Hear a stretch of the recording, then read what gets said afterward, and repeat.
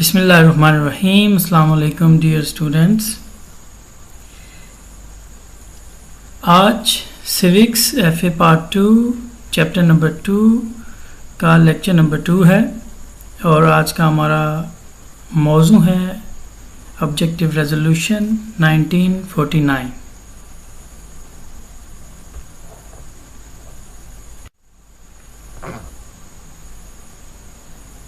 Objective resolution जिसे हम करारदादे मकासद भी कहते हैं,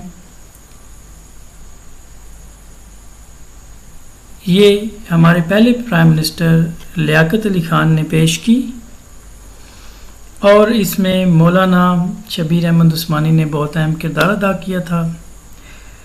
तो राइट साइड पे आपको जो पिक्चर नज़र आ रही है ये है हमारे पहले प्राइम मिनिस्टर लियाकत अली ख़ान और लेफ़्ट साइड पे ये मौलाना शबीर अहमद उस्मानी रहमतुल्लाह अलैह की पिक्चर दिखाई गई है। अब इस पिक्चर के अंदर आप देख सकते हैं कि पहली आइन साज असम्बली में लियाकत अली ख़ान जो हमारे पहले प्राइम मिनिस्टर है वो ऑब्जेक्टिव रेजोल्यूशन को पेश कर रहे हैं। अब हम इस करारदादे मकासद के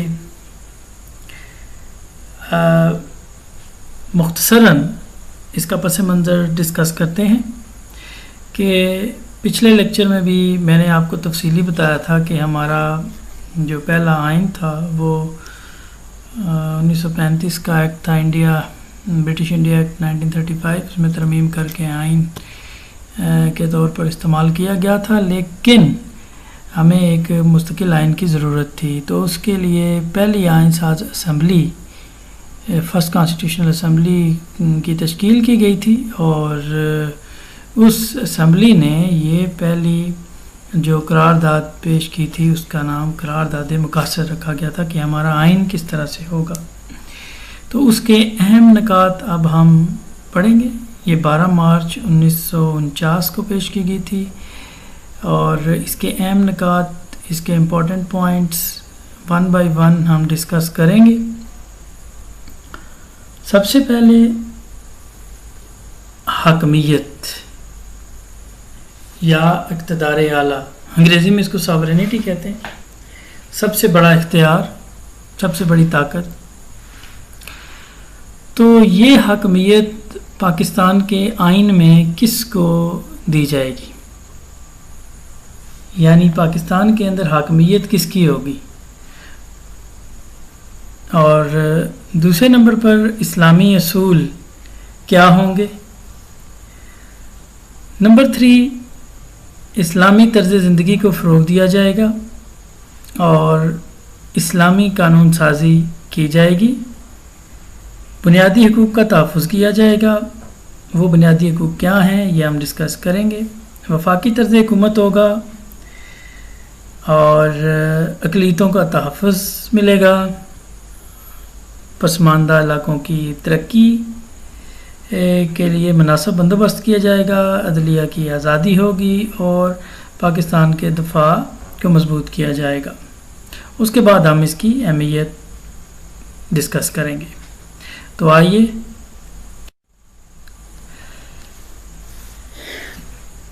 करारदाद मकासद 12 मार्च 1949 में पाकिस्तान के पहले वज़ीर आज़म लियाकत अली ख़ान की तहरीक पर आइन साज असम्बली ने ये मंजूर की और इसमें मौलाना शबीर अहमद उस्मानी ने बहुत अहम किरदार अदा किया।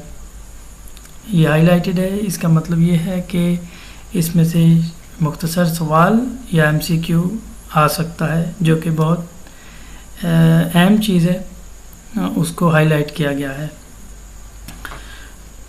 हकमियत या इक़्तिदार आला, अंग्रेज़ी में जिसे सॉवरेनिटी कहा जाता है, ये अल्लाह ताला के पास होगी। पाकिस्तान के अंदर हकमियत सिर्फ अल्लाह ताला के पास है और अवाम के नुमाइंदे, ये जो अवामी नुमाइंदों की बात हो रही है, वो इसे अमानतन इस्तेमाल करेंगे, मुक़द्दस अमानत के तौर पर। वो अल्लाह की तयशुदा हदूद में रहेंगे। تو ایسے لگے گا جیسا کہ اس اقتدار کا استعمال اللہ تعالیٰ خود کر رہا ہے۔ دوسرے نمبر پر اسلامی اصول ہیں، تو اسلامی اصولوں کو فروغ دیا جائے گا۔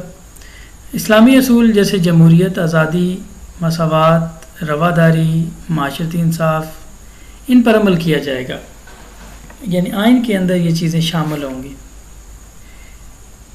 اسلامی طرز زندگی ہر ایک شعبے میں، چاہے انفرادی ہو، چاہے کسی شخص کی ذاتی زندگی ہو یا اجتماعی زندگی میں، بہت سارے شعبوں میں تمام مسلمان قرآن اور سنت کی روشنی میں بسر کریں گے، اور جو ہمارے معاملات ہوں گے ہماری ریاست کے، وہ بھی قرآن اور سنت کے تحت ہوں گے۔ نمبر 4، اسلامی قانون سازی ہوگی۔ پاکستان کا آئین قرآن اور سنت کی روشنی میں ترتیب دیا جائے گا، اور کوئی ایسا اصول نہیں بنایا جائے گا جو اسلامی اصولوں کے متصادم ہو، اس کے خلاف ہو، اس کے ٹکراؤ میں ہو۔ کوئی ایسی قانون سازی نہیں کی جائے گی جو قرآن کے سنت کے خلاف ہو۔ نمبر 5، بنیادی حقوق۔ تمام شہریوں کو وداؤٹ اینی ڈسکریمنیشن، بلا امتیاز، بلا کسی تفرقہ، بغیر فرق کیے معاشرتی، معاشی، سیاسی، مذہبی حقوق حاصل ہوں گے، یعنی ریاست کی طرف سے یہ حقوق دیے جائیں گے۔ مزید برآں انہیں فکر و اظہار، تنظیم سازی، آزادی اجتماع میسر ہوگا کہ وہ اپنی شخصیتوں کو بہتر کر سکیں۔ یعنی ہر طرح کے بنیادی حقوق وہ ہوتے ہیں جن کے بغیر کسی انسان کی انفرادی اور اجتماعی نشو و نما نہیں ہو سکتی، کوئی معاشرہ آگے نہیں نکل سکتا، کہ جن کے بغیر نہیں رہا جا سکتا۔ ایسے حقوق بنیادی حقوق کہلاتے ہیں۔ یہ ہر ریاست اپنے شہریوں کو فراہم کرتی ہے۔ ہم جتنے بھی بڑے بڑے آئین ہیں، چاہے کوئی پرانا آئین ہو، چاہے جتنا بھی بڑا آئین ہو، اس کو دیکھ لیں تو بنیادی حقوق لازمی اس کے اندر ڈسکس ہوئے ہوتے ہیں۔ تو پاکستان کے اندر بھی آئین کے اندر یہ بنیادی حقوق میسر ہوں گے۔ وفاقی طرز حکومت، پاکستان ایک وفاق ہوگا، یعنی حکومت جو ہے وہ اس کا اختیار تقسیم ہوگا صوبوں میں اور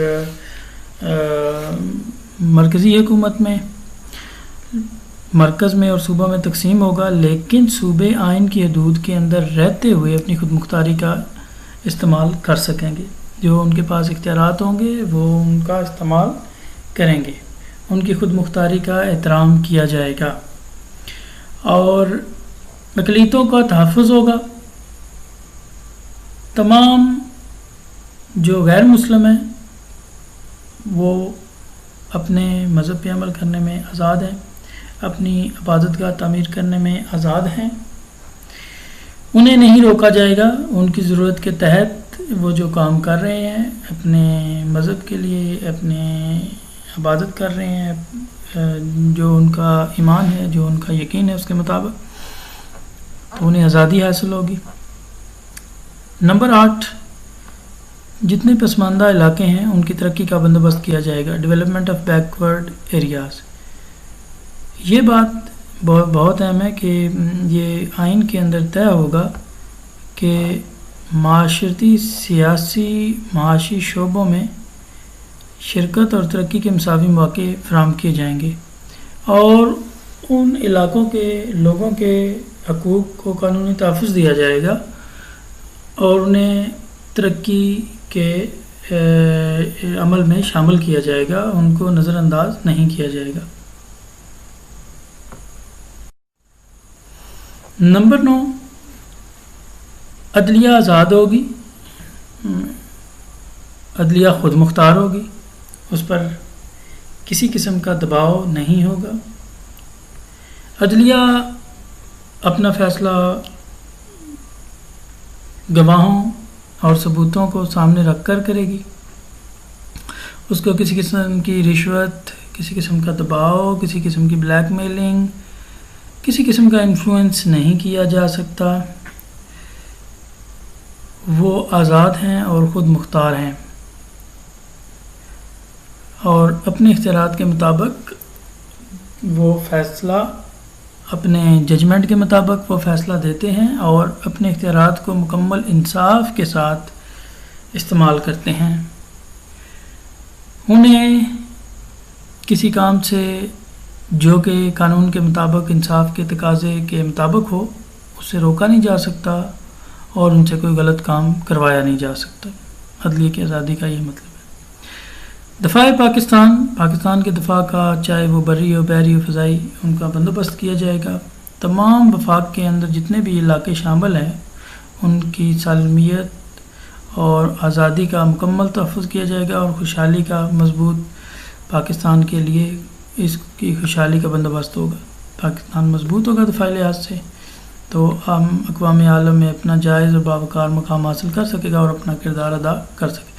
اہمیت کو دیکھیں تو قرارداد پاکستان کی تاریخ میں، قرارداد مقاصد پاکستان کی تاریخ میں میگنا کارٹا کی حیثیت رکھتی ہے، جو کہ ایک برطانیہ کے اندر 1215 میں جو بہت عظیم منشور پیش کیا گیا تھا۔ یہ اس کے حوالے سے، اس کو ریفرنس کے حوالے سے کہا گیا ہے، اس کا ریفرنس یہاں پہ استعمال کیا گیا ہے، اس کا حوالہ دیا گیا ہے۔ اور اس قرارداد کے ذریعے تخلیق پاکستان کے مقاصد کو پورا کرنے کے لیے قرآن و سنت کی روشنی میں ایک اسلامی معاشرہ۔ اب یہاں پہ قرآن اور سنت کی بات ہو رہی ہے، نمبر 2۔ اور نمبر 3، اس میں یہ ملک کا نصب العین قرار دیا گیا ہے، ٹھیک ہے، اور اس کو تینوں دساتیر میں افتتاحیہ کے طور پہ شامل کیا گیا ہے۔ یہ اس کی خصوصی اہمیت ہے۔ قرآن اور سنت کو اہمیت دی گئی ہے، یہ ملک کا نصب العین قرار پایا ہے، اور اس کو تینوں دساتیر میں افتتاحیہ کے طور پہ شامل کیا گیا ہے۔ تو امید کرتا ہوں طلباء آپ کو یقیناً اس میں کافی سمجھ آئی ہوگی، اور اگر کوئی چیز سمجھ نہیں آئی، کوئی کنفیوژن رہ گئی ہے، تو آپ واٹس ایپ گروپ میں ایک سوال بھیج سکتے ہیں، اور میری ریکویسٹ یہی ہوگی کہ اس کو بغور سنیں اور سمجھیں، اور سوالات لکھ لیں، نوٹ کر لیں، اور پھر واٹس ایپ گروپ میں شیئر کر لیں۔ اگلے لیکچر کے ساتھ پھر حاضر ہوں گے، تب تک کے لیے اللہ حافظ، خوش رہیں۔